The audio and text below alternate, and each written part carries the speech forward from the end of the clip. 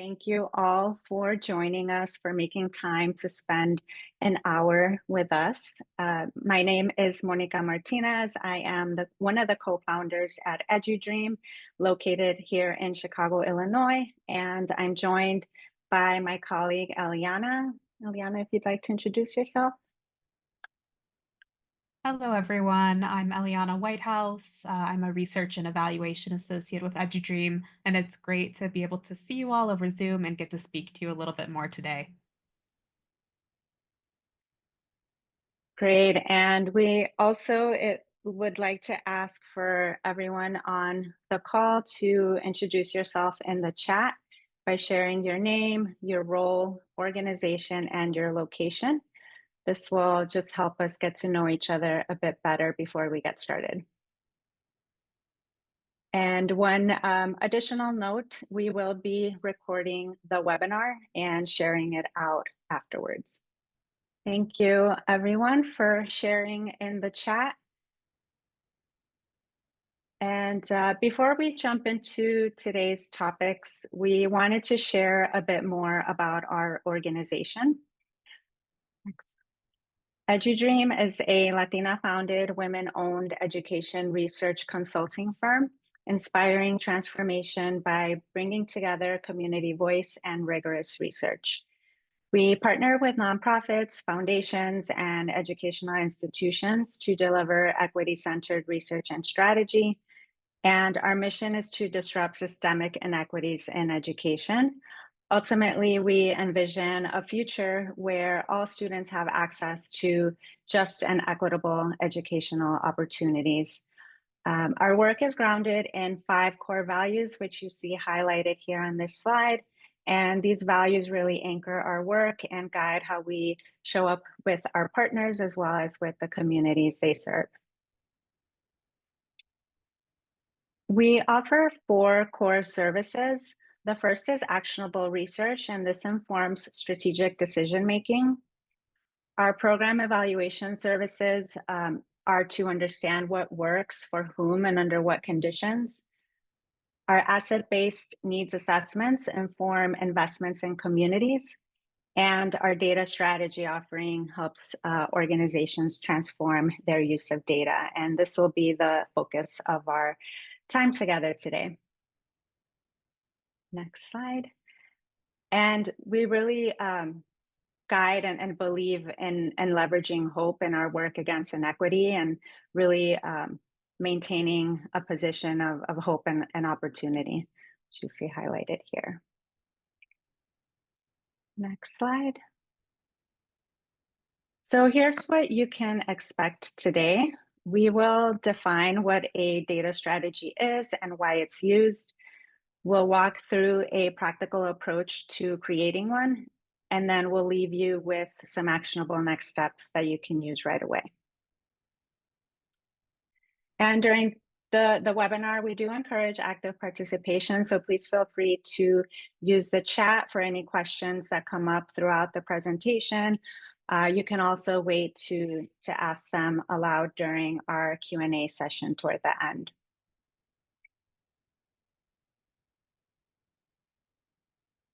So to kick things off, let's define what a data strategy is.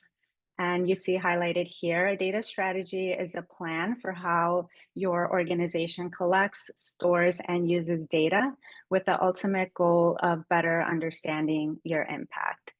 So we do have a quick poll that will ask, how familiar is your organization with data strategy? So we'll leave it up for a few moments. So it ranges between somewhat familiar and very familiar. So hopefully that was able to come through. Next slide. So let's explore a few of the key elements of a data strategy. So we'll walk through these. The first element is data collection. This is really thinking about what data you're gathering, how you're gathering it, whether that's through surveys, feedback forms, focus groups, various data collection methods. And your organization might collect data from program participants in the form of demographics or specific needs, or the distribution of resources like school supplies. The next element is data storage. So this refers to where and how you store your data, and thinking really if your systems are secure and easy to access. For many organizations, data storage occurs in spreadsheets like Excel or Google Sheets, or a bit more robust, such as a data system. We see Salesforce used quite a bit in our work.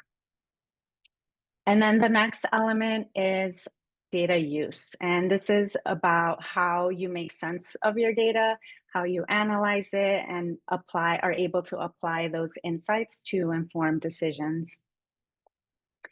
And many organizations are already, collecting a range of data. They have data storage in place, but data use is often where there are roadblocks or challenges, and oftentimes that's due to a lack of a clear data strategy. So in the next slide, we will focus a bit more on why a data strategy is important.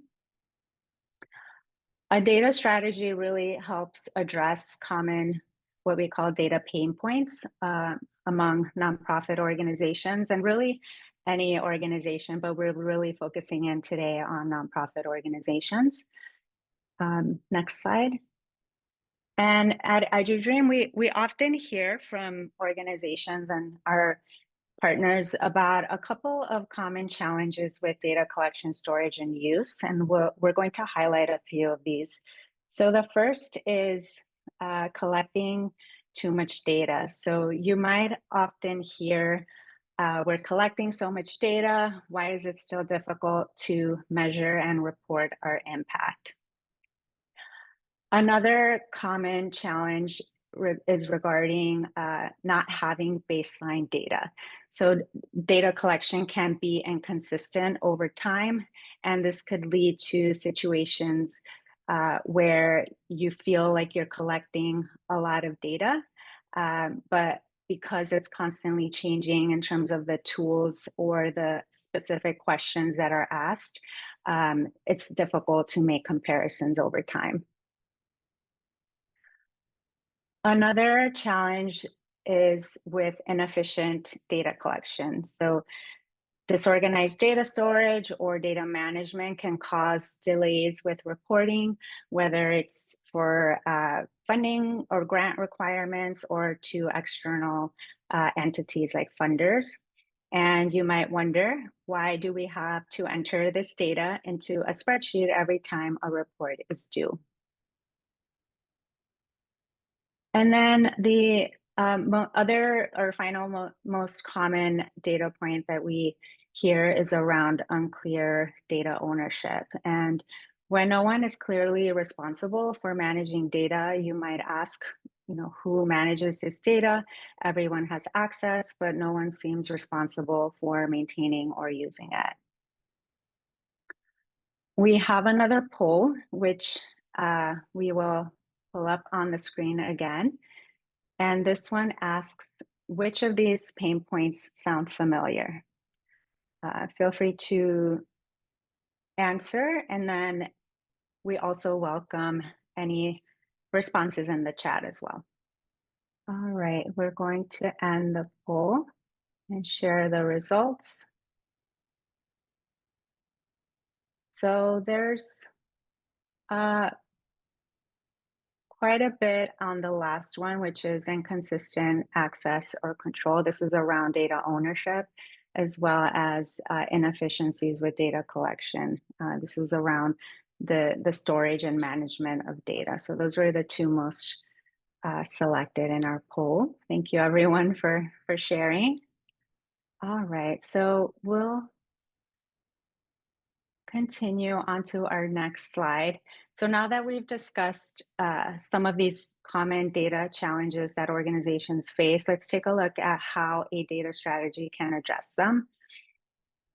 First, a data strategy moves you from perhaps collecting too much data to more focused, goal-driven data collection. And this really helps ensure that your organization is collecting only the most relevant data that's aligned to your theory of change and or your strategic goals. And this helps prevent the common data overload that organizations may face, and really hone in on or focus in your resources on meaningful insights. Data strategy can also address the lack of baseline data that we mentioned earlier by really helping establish clear benchmarks and in terms of defining key metrics and ensuring that the right data is collected from the start. And if your current data collection is inefficient, a data strategy can help streamline the different processes and tools that are currently in place. And it helps standardize your methods, your tools, your workflows, really helping to reduce duplication and improving efficiency. And then finally, if you're having or struggling with inconsistent data access or control of data, a data strategy can help clarify accountability and really outlining roles and responsibilities and policies so that the right people have access to the right data. So, investing in a data strategy really helps align your data efforts with your organization's mission. It promotes continuous learning and improvement, not just with external reporting that we touched on around perhaps grant requirements or any additional reports, annual reports, as an example, and really helps you communicate progress and build trust with your stakeholders. So now that we have a shared background on what a data strategy is and how it can address the challenges that many organizations face, we can start to think about what it actually looks like to create a data strategy. And that's what we're going to touch on next, really the practical steps to get you started. So with that, I will turn it over to my colleague, Eliana, who will walk us through this portion of the webinar. Hello again, everyone. Really excited to get to share with you some of this process that we use, particularly at EduDream. So we can move into the actual step-by-step process now. If we can go to the next slide. So what you can see here is the big picture of data strategy. And really, it's not a big picture. It's a step-by-step process. It's not about doing everything at once, but as depicted here, it's moving through clear steps that build on each other. At EduDream, we use a structured and collaborative process to address client challenges and identify pain points along this way. Our approach can really be outlined in the 5 steps shown, and I'll provide a little bit of a high level overview of what that looks like here before going into some more detail. First, we conduct a comprehensive data review. This includes looking at the types and quantity of data you collect as an organization, how often it's collected, where it's stored, and how it's currently being used, such as any existing organizational strategic planning, reports, and other documentation that can help us understand the what and why of existing data efforts. Then, through facilitated conversations, we confirm our understanding of data collection, storage, and use in practice. Really, what your current processes are like for your team, what is working, what is not, and if there are specific goals for what data you'd like to collect and how you'd like to use it. Through these conversations, we also look to gain a better understanding of your short, medium, and long term outcomes. This leads to developing a refined theory of change, which really helps align data collection with strategic objectives. Here, we're really focused on creating clear and measurable outcomes aligned with your strategies to ensure metrics we identify make sense for your organization. So, really foundational work to making sure you can actually collect data that's useful.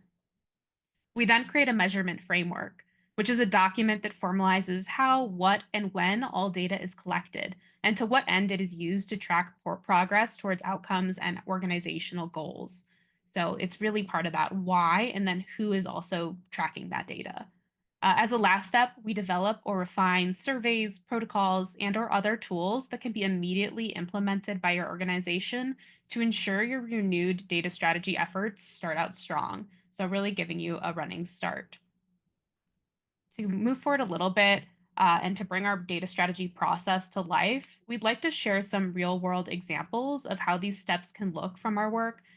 Using one of our prior clients who's actually on the call today, but the Enriching Partnerships for Early Learning, or EPPL group, who is on the call and we've done some work with. We just really wanted to share a little bit more about their organization as ground setting, and then use a couple examples from our process to build forward with this work. We can go to the next slide. For some grounding, EPPL is a nonprofit early childhood collaboration in Northwest Illinois with over a decade of experience in building community partnerships to ensure every young child has the opportunity to succeed in school and in life. Some of their key initiatives include building a connected, equitable system of early learning programs and resources, as well as serving as an informational hub for school district stakeholders and community partners. Our work with Apple, if we can go to the next slide and talk a little bit more about that. Our partnership was really supported by our ongoing work with Illinois Action for Children. And our data strategy support started as Apple was in the process of refreshing their strategic plan.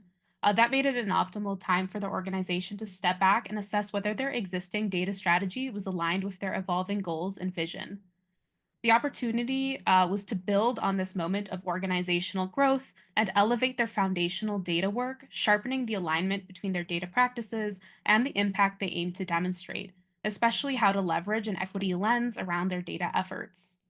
This can be a common place where we begin with many clients, not starting from scratch, but elevating what already exists to be more strategic, meaningful, and sustainable. Clients come to the table with a range of data experience and existing strategies. There's really no wrong place or time to start thinking about starting or revisiting your data strategy. Can move forward. So, for Apple, our data strategy process was really around clarifying organizational outcomes to better achieve long term measurable goals. And now that we have a little bit more of that background about our client and our work together, we can walk through EduDream's data strategy process in a bit more detail with Apple as an example for some of the work that can happen at these different phases. We can move to the next slide.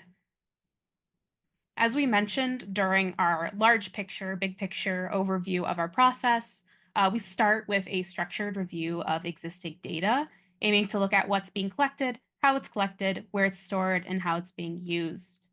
With Apple, we found a wealth of data collection already underway, from event surveys to resource distribution logs. The strength here was their breadth of capturing participation, resource distribution, and their reach within their community. We also saw some opportunities. Some tools didn't fully reflect the kinds of impact Apple wanted to measure in their updated strategic plan, such as elements of family empowerment or shifts in community knowledge. So these were areas that came up that were able to be built together through this review. We also noticed that many of the event surveys in use were similar, but not necessarily one to one in what data was being collected across different efforts, which can be tricky later down the line when you get to reporting. So that's one of those common challenges, collecting the right types of data, but also making sure data collection is consistent. Ultimately, this review is about clarifying what existing data is valuable, what's missing, and what may need improvement. Now we can move to step two. Next, we bring these findings from a review into conversation with the people behind the work by engaging in facilitated conversations with an organization's team. These sessions ensure our insights from the review align with the realities and experiences of those doing the work and helps to surface additional priorities that may not be captured in data alone. Documents can only show so much about what it's actually like to work with your organization and collect data at your organization. For example, with Apple, we spoke with leadership, staff, and their existing data committee. These conversations revealed key priorities, like the importance of having a time bound, implementable strategy and a strong desire to use data for internal learning and continuous improvement, not just for external reporting for funders. This step can look really different depending on the organization. Some clients bring in board members, others have dedicated staff, consultants, or cross functional teams working with data. In some cases, there may be more layers of input, such as program leads, evaluation partners, or stakeholder groups. The core of this step really is flexibility and collaboration. tailoring the data strategy process to match each organization's structure, culture, and needs, while ensuring that the strategy is informed by a shared understanding of what data matters and why. After these initial conversations, we start to refine or co create a theory of change. This tool connects strategies to short, intermediate, and long term outcomes, which can then be linked to specific metrics, ultimately helping to create a roadmap for organizations to focus their data collection on what really matters.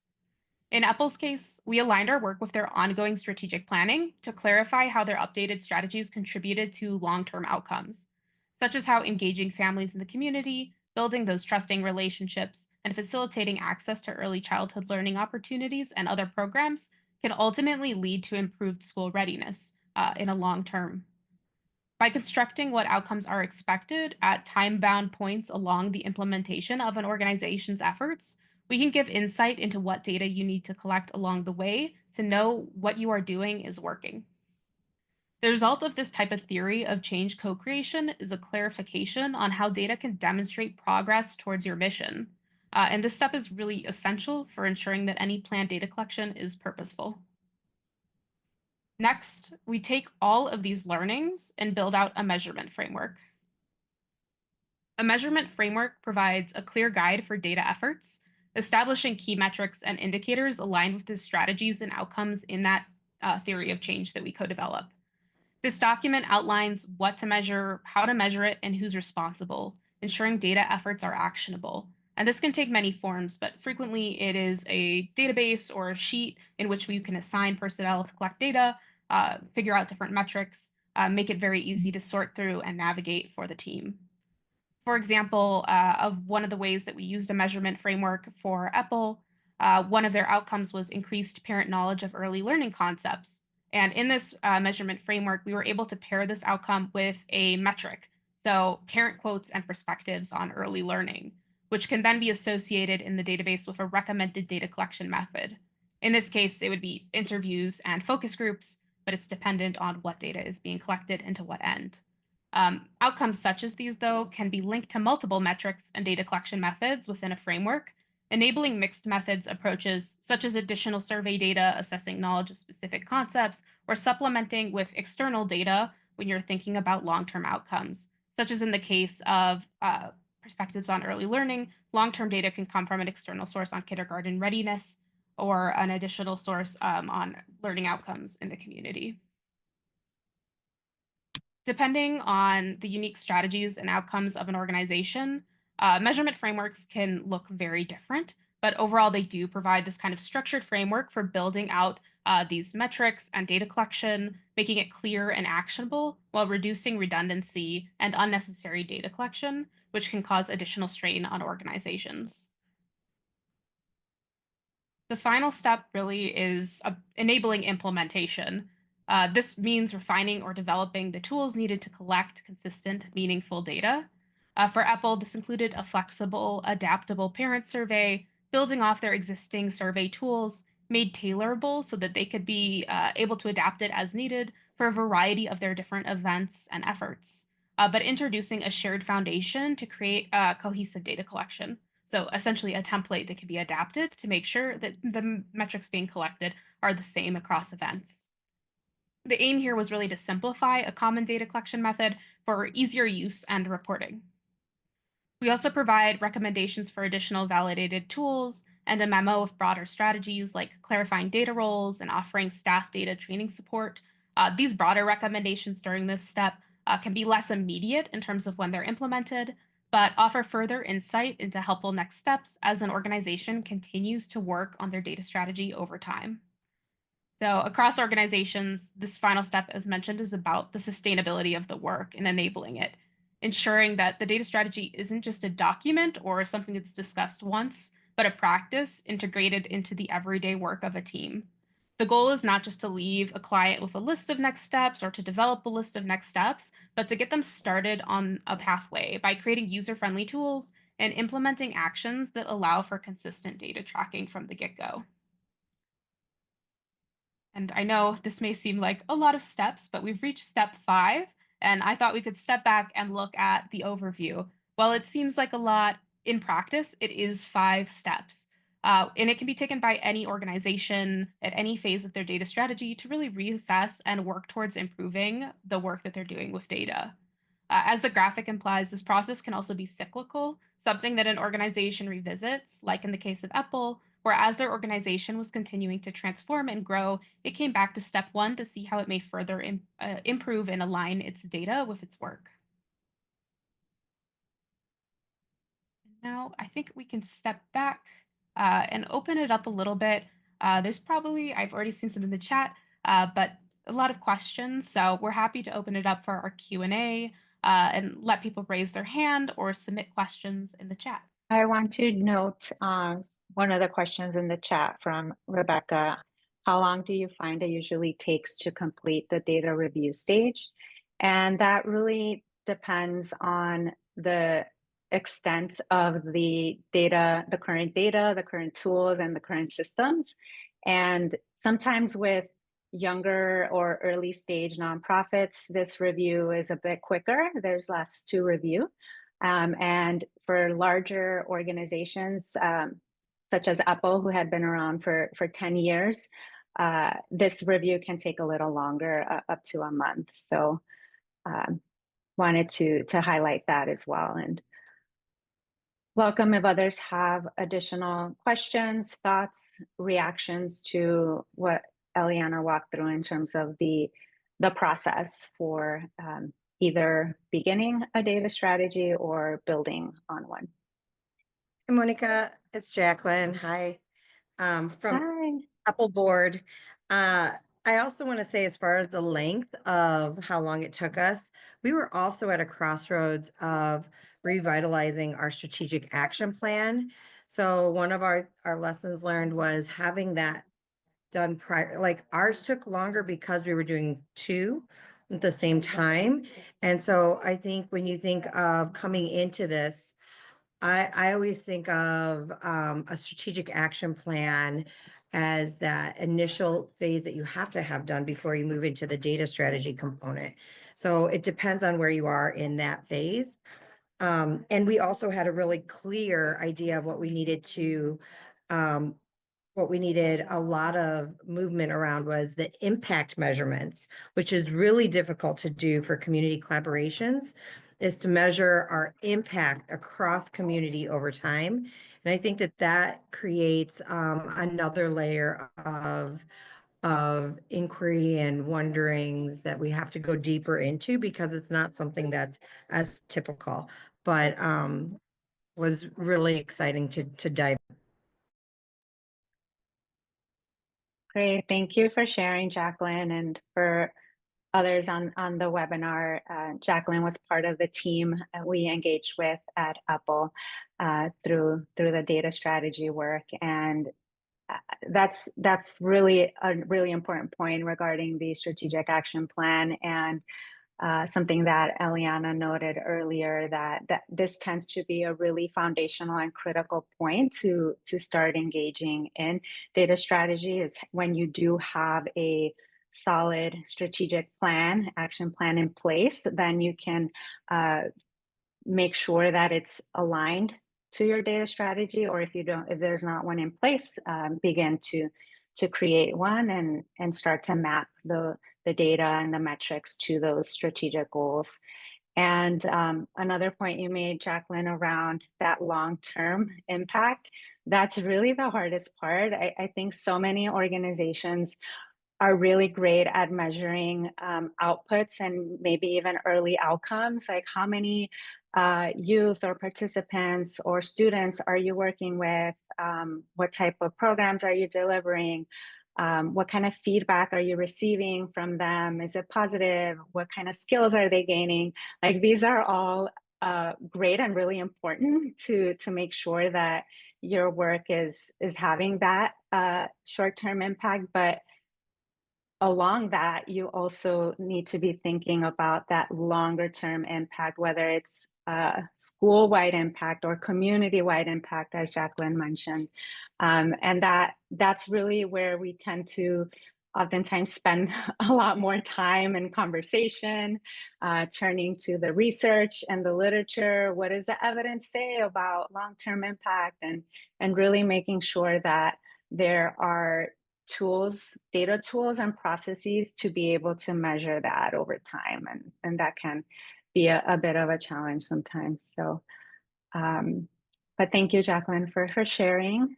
And we welcome others to either share questions or even just thoughts or reactions on what you heard today. I see a request in the chat just to recap what we were discussing today.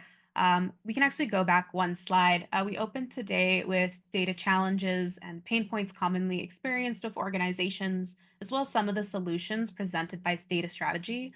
And then we walked through EduDream's 5-step process for working through data strategy with organizations. And you can see that on the screen right now. And maybe it's helpful to have as reference as we're discussing this further as well. I would say also, this is Amber from Enriching Partnerships. I thought one of the things that was so helpful for us, because we work as a collaboration, so a lot of community partners that come together, is to EduDream helped us put together our theory of change. And I think that was so helpful because when we're looking at the other community partners who are so important in this work for having children ready for school, is to be able to look at, theirs versus ours, and how does everybody work on these same goals together?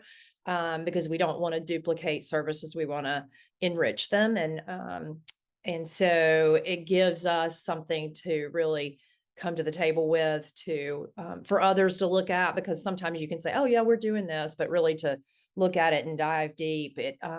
I sat on the school district's strategic planning team, and it's really interesting because I think our work with EduDream, and I was so clear on where we were headed, I was able to clearly see where we fit into their strategic plan. And it just really, it made me feel good that, where we were and what we're all working on together, where the starts and stops are in these organizations. Thank you for those thoughts and very positive feedback, Amber. We do have some commonly asked questions that were either submitted or have come up in conversations before. So I'm happy to get us started on those, but feel free to jump off mute if you have additional questions or drop them in the chat, and we're happy to jump to those as well. But just to start, we've already answered some questions about the length of current projects.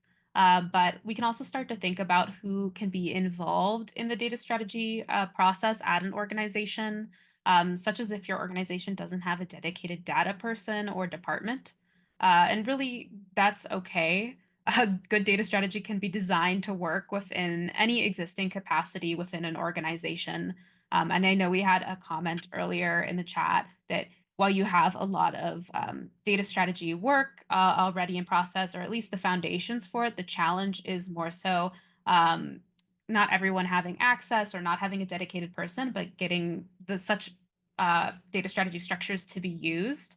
And I think what comes up when you don't have a dedicated data strategy person or necessarily staff training on it is a need for both information on why documenting data is important, but also a need potentially for training for staff that aren't necessarily delegated to data as the main aspect of their role or position. So team-wide data training can really be something fundamental to getting a data strategy process off the ground and in practice when you don't have dedicated team strength or structure in that area at the moment.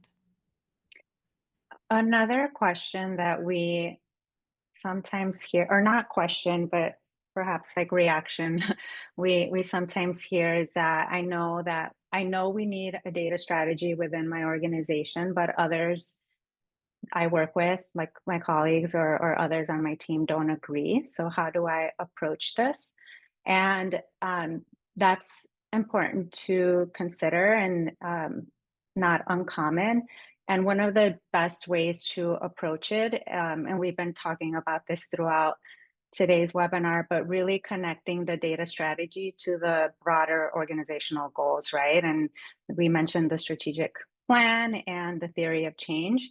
And that way, instead of it being another data project or another internal project, it can be framed as a tool that's really going to help your organization tell your story better and make better decisions and really ease the burden on perhaps staff that's kind of focused on the data piece. And this can be done. This work can all be done internally by folks within the organization. But I would say that having an external partner like EduDream can really help to facilitate those conversations and have that sort of neutral perspective, and that way it provides a bit of legitimacy and is less likely to be dismissed as just another project internally. So you can always start small with internal conversations, but again, it does help to have an external partner as well. To open up the conversation too, if there aren't a lot of questions, we understand that the data landscape right now is changing very quickly.